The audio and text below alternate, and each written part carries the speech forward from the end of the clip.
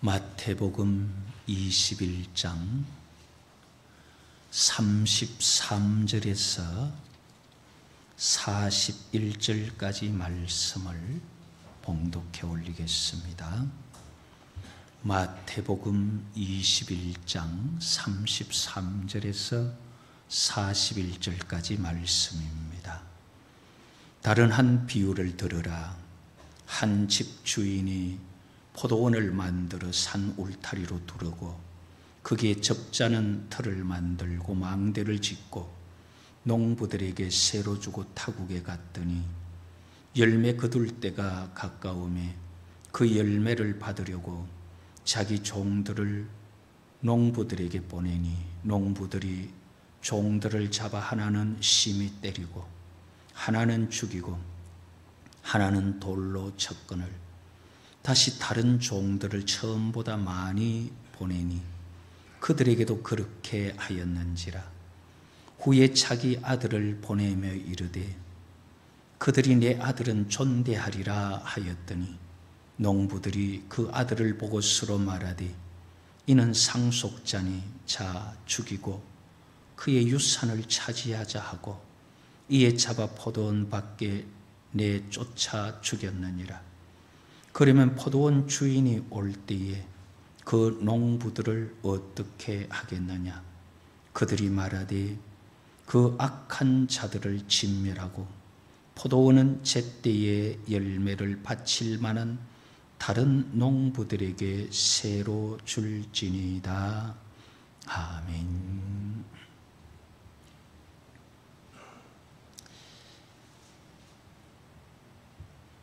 본문 말씀 중에 40절에 그러면 포도원 주인이 올 때에 그 농부들을 어떻게 하겠느냐, 여기에서 제목을 잡아서 어떻게 하겠느냐, 그런 주제로 살펴보려고 합니다. 예수님 포도원 농부의 비유를 들게 된 동기가 성전 정화 작업에서 이어지는 그러한 지금 사건의 연속성입니다. 성전에 없어야 할 것들을 예수님께서 정리하실 때에 대제사장과 백성의 장로들이 무슨 권위로 이런 일을 하느냐? 그때 예수님 세례 요한의 권위에 대해서 반문하시면서 지도자들의 말문을 막았습니다. 그리고 나서 예수님께서 너희는 어떻게 생각하느냐 하시면서 두 아들에 대한 질문을 하시면서 누가 아버지의 뜻대로 하였느냐? 둘째 아들이 아버지 뜻대로 했다는 것을 설명하시면서 세리와 창기들이 너희들보다 먼저 하나님 나라에 들어가리라. 오늘 33절에 다른 한 비유를 들어라.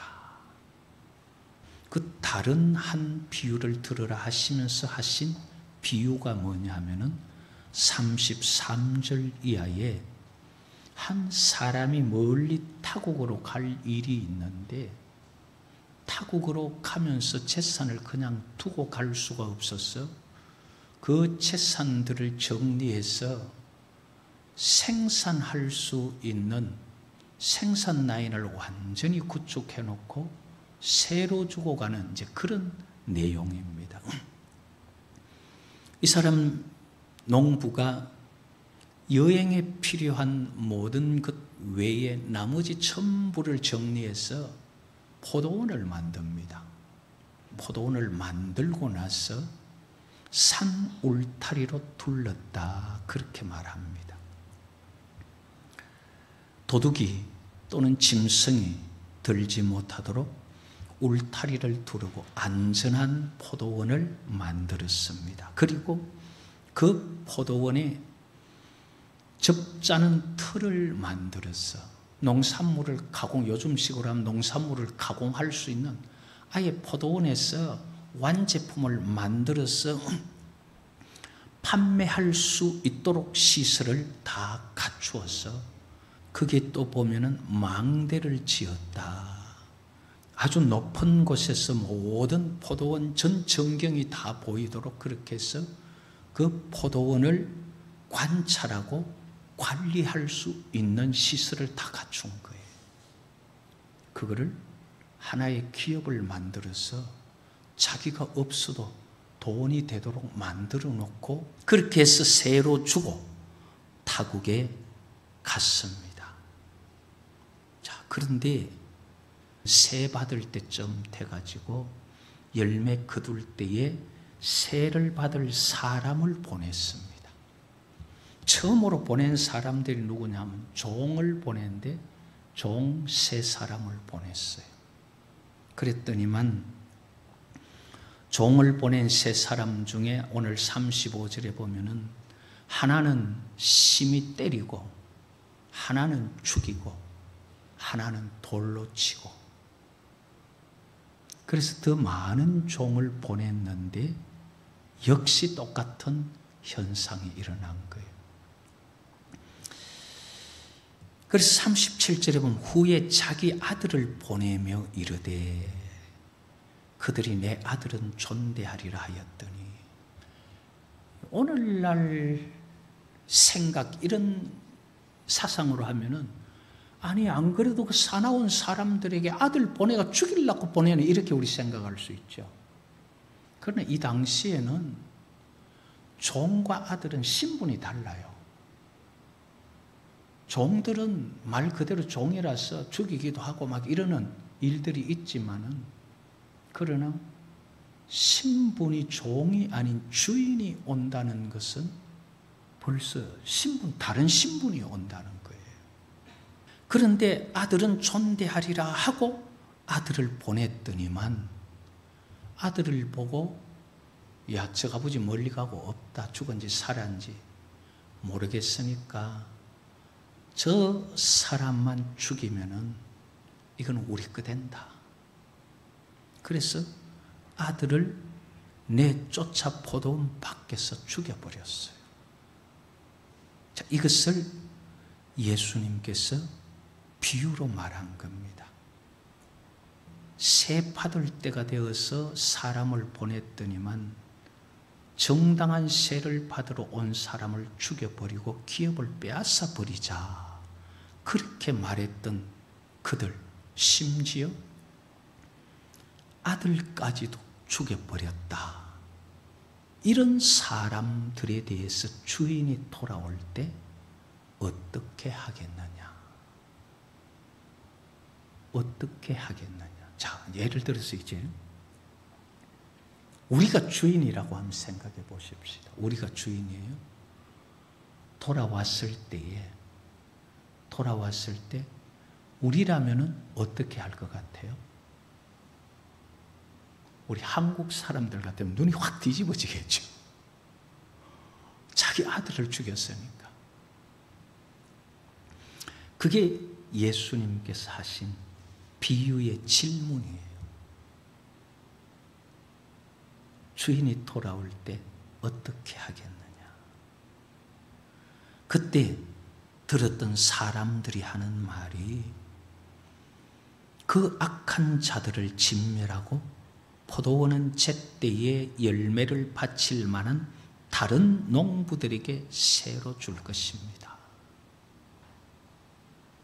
주인이 돌아와서 악한 자들은 싹 진멸해버리고 포도원은 제때에 열매를 바칠 만한 다른 농부에게 새를 줄 것입니다. 포도원 그 기업은 제때에 새를 바칠 만한 신실한 다른 사람들에게 새로 줄 것이다.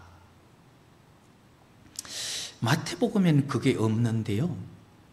누가복음에는 다른 말이 하나 나타나는데 이렇게 다른 농부들에게 새를 주고 그 악한 자들 포도원을 새로 받았던 그들을 진멸할 것이다 이랬을 때 누가복음 20장 16절에는 유대인들이 그 말을 듣고 뭐라 그러느냐 하면 그렇게 되지 말아지어다. 그렇게 말해요. 무슨 말이냐 하면은 예수님 이 비유가 자기들에게 말한 걸 알아요. 그래서 그렇게는 하지 마십시오. 그런 말이에요. 그럴 때 예수님께서 42절에서 46절의 말씀을 가지고 이 유대인들 또는 대제사장들과 백성의 장로들 그들의 결과가 어떠할 것인지를 말해주고 있습니다. 비유를 들었던 것의 핵심이 42절에 보면은 너희가 성경에 건축자들이 버린 돌이 모퉁이의 머릿돌이 되었나니 이것은 주로 말미암아 된 것이 우리 눈에 기이하도다 함을 읽어본 일이 없느냐. 이거는 건축자들이 집을 짓다가 이거 쓸모없다 하고 버린 돌이 모퉁이의 머릿돌, 다시 말하면 건물을 지탱하는 주춧돌이 되었다 그 말이에요. 건물 아무리 잘 지어봐도 기초가 튼튼하지 않으면 그 건물은 불안해서 못 살아요. 잘 짓는 게 문제가 아니에요. 튼튼하게 기초를 만들어야 돼요. 그런데 건축자들의 버린 돌이 건축자들은 쓸모없다고 버린데 진짜 그것이 귀한 곳에 앉혀졌더라. 그것이 주로 말미암아 되었다. 여호와께서 그렇게 하셨다는 거죠. 유대인들 또는 백성의 장로들 또 대제사장들이 볼 때는 예수님이 별게 아니에요. 무슨 받은 권위도 없고 그 가문도 대단하지도 않고 그의 능력과 권능들을 보면은 하나님께서 보내신 것 같은데 권위도 없고 가문도 없고 그러니까 제사장들과 백성의 장로들이 버린 거예요. 그런데 모퉁이의 추춧돌이 돼버린 거예요. 그게 누구로 말미암아 그랬다고요? 이는 주로 말미암아. 여호와께서 대제사장들과 백성의 장로들이 버린 예수님을 그리스도로 삼은 거예요. 구원의 기초로 삼은 거예요. 이렇게 건축자들의 버린 돌, 예수님에 대해서 크게 쓸모없다고 생각했는데 이사야 53장 2절 3절에 보면은 그는 여호와 앞에서 자라나는 연한 순 같았어요. 이 연한 순이 좋은 말이 아니에요. 그 다음에 마른 땅에서 나온 뿌리 같고, 그래서 고운 모양도 없고 풍채도 없어서 보기에 아름다운 것도 흠모할 만한 것이 없어서 귀히 여기지 않았더라. 그렇게 버렸는데 모퉁이의 머릿돌로 여호와께서 만드신 거예요.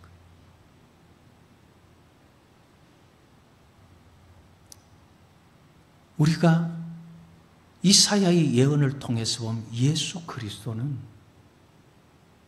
그 제사장들 권위를 생각하고 인생들이 생각하는 권세를 통해서 보면은 예수님 권세도 없고 배경도 없어요. 목수 아들이 왕의 아들도 아니에요. 그렇다고 대제사장도 아니에요.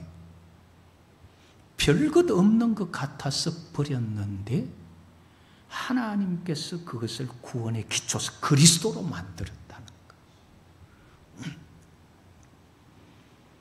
그러면서 하시는 말씀이 43절에 보면 그러므로 내가 너희에게 이르노니 하나님의 나라를 너희는 빼앗기고 그 나라의 열매 맺는 백성이 받으리라. 다른 한 비유를 들으라 해놓고 하신 핵심의 비유의 핵심이 이거예요. 너들 버림받는다. 너들은 천국 못 간다. 지금 그걸 말씀하시는 거예요. 왜? 여호와께서 보내셨는데 인간적인 측면에서 권위가 없고 인간적인 측면에서 배경이 없다고 하나님께서 능력으로 나타내시고 하나님께서 말씀으로 가르쳐 주신 것을 무시하고 귀히 여기지 않아 버렸던 너희들에게는 하나님 나라 들어갈 수 없다. 그러나 그 나라 열매 맺는 자들은 그 나라에 들어가리라. 어쩌면 우리는 이 당시의 대제사장들이나 백성의 장로들처럼 우리에게 있었어도요, 내 생각, 내 꿈, 내 관점에서 내 목적을 버리지 못해서 예수 믿는 것을 보잘것없이 생각하고 그거 별로 귀하게 생각지 않고 안 믿으면 지옥 간다 그러니까 안 나올 수는 없지만은 교회 나오면서도 예수 믿는 거는 맨 끝에 그냥 시간 나면 교회 가고 급한 일 있으면 뭐 그거 급한 일부터 먼저 봐야지 하고 교회는 뒷전으로 하면서 모양도 풍채도 없다고 귀히 여기지 않는 그 신앙들이라면은 어쩌면 주님께서 너희는 하나님 나라 빼앗긴다. 그러나 그 열매 맺는 자가 들어갈 것이다. 내가 살아가면서 예수 믿는 것이 내가 살아가면서 예수님이 우리에게 얼마나 귀하냐 하는 거예요. 그냥 내가 계획하고 내가 꿈꾸는 거 이거 이루기 위한 한 수단이지 내가 천국 가면 그것이 좋고 지옥 가면 안 돼서 천국 가려고 하는 수단이지 예수님 목적이 여호와 하나님 우리의 목적이 될 수 없다면은 이것은 상당히 문제가 많습니다. 여호와 하나님은 우리의 목적이고 그분이 예수 그리스도를 통하여 우리가 추구하는 목적이 될 때에 천국은 주어지는 것이지 천국이 목적이 되면은 이것은 나중에 하나님을 버릴 수도 있다는 거예요. 그래서 우리는 구원이 중요하지만 구원을 주는 그분을 더 귀하게 여길 줄 알아야 되는 거예요. 여호와 하나님은 예수님을 주춧돌로 구원의 기초로 보냈는데 사람들 생각에 권위가 없고 배경이 없다고 버렸어서 너희들은 하나님 나라에 들어가지 못한다. 천하 인간의 구원받을 이름이 그 이름뿐인데 그 이름 버리고 나서 구원받을 길이 없습니다. 그래서 하나님께서는 예수를 버린 자들이 아니라 그 나라의 열매를 맺는 자들에게 하나님의 나라에 들어가게 해 줄 것을 말씀하셨습니다. 하나님의 나라의 열매가 뭐냐? 성경에 뭐 여러 가지 열매들 많이 나옵니다만 하나님 나라 들어가는 열매가 뭘까? 글쎄 특별하게 이것이 그 열매다라고 말할 수 있는 것은 유추로 해볼 때 여러 가지 나올 수 있지만은 예수님께서 말씀하시는 여러 가지 말씀에서 우리가 볼 때에 하나님 나라에 들어간 그 나라에 합당한 열매는 나더러 주여 주여 하는 자마다 천국에 들어갈 것이 아니고 내 아버지의 뜻대로 행하는 자라요. 하나님의 백성의 열매가 뭐겠어요? 하나님의 백성의 증거가 뭐겠어요? 아버지의 뜻을 이루어가는 자가, 그래서 앞에서도 물었잖아요. 누가 아버지의 뜻대로 행하였느냐? 아버지의 뜻대로 행하는 자가 그 나라에 들어간다. 그것을 말하면서 너희들보다도 창기와 세리가 먼저 그 나라에 들어갈 것이라 하면서 지금 다른 비유를 말하잖아요. 그래서 여기서 말하는 하나님 나라에 합당한 열매는 하나님의 뜻대로 행하는 자입니다. 말만 하는 자가 아니라 하나님의 말씀을 이루어가는 자들. 그래서 입으로 주여 주여 말로만 주를 찾는 자가 아니라 그 걸음이 주님 말씀하신 그 길을 가는 자. 그래서 아버지 뜻대로 행하는 자라야 들어가리라. 성경에 많은 열매들이 있습니다. 그런데 로마서 6장 21절 22절에 보면은 그 마지막이 사망인 열매가 있고 그 마지막이 생명의 열매가 있어요. 로마서 6장 21절에 보면 너희가 그때 무슨 열매를 얻었느냐?